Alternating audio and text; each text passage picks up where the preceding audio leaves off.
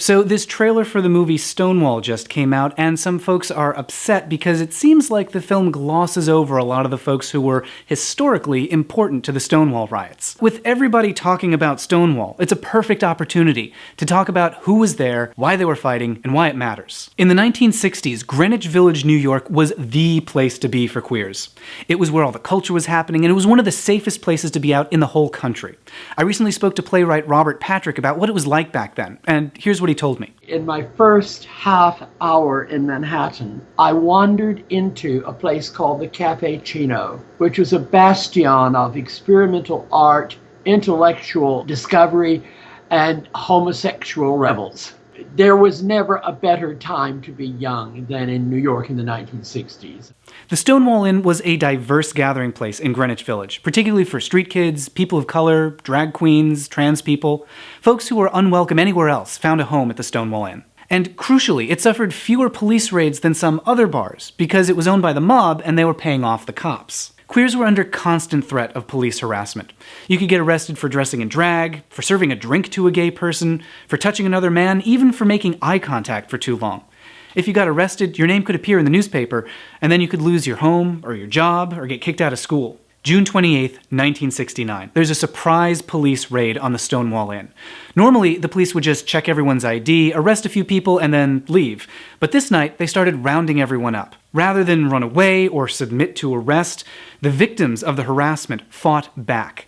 They threw rocks and bottles, they smashed police cars, and they chased the cops from the neighborhood. Nobody knows for sure who started the riot, but some of the people who were involved include Marsha Johnson, a trans woman who's said to have smashed a police car, and Stormé DeLarverie, a lesbian who is said to have thrown the first punch, and Sylvia Rivera, a 17-year-old non-binary drag queen. Here's Sylvia 4 years later, storming the stage at a gay pride celebration.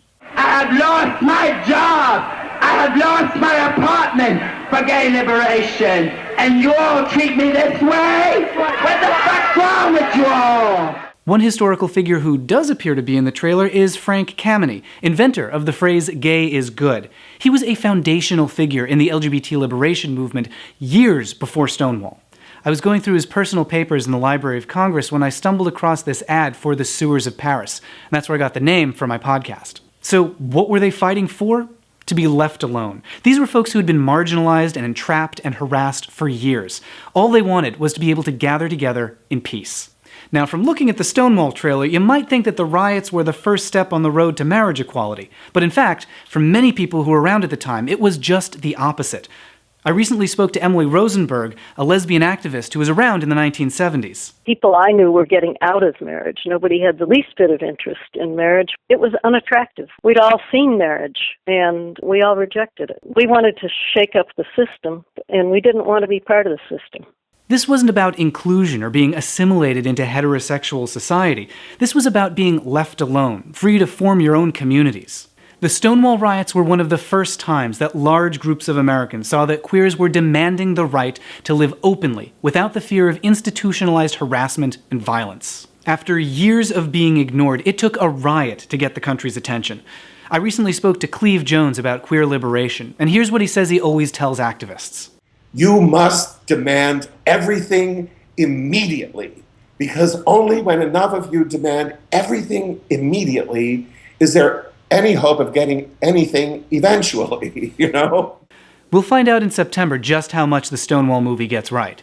But if we demand representation now, maybe we'll get it eventually.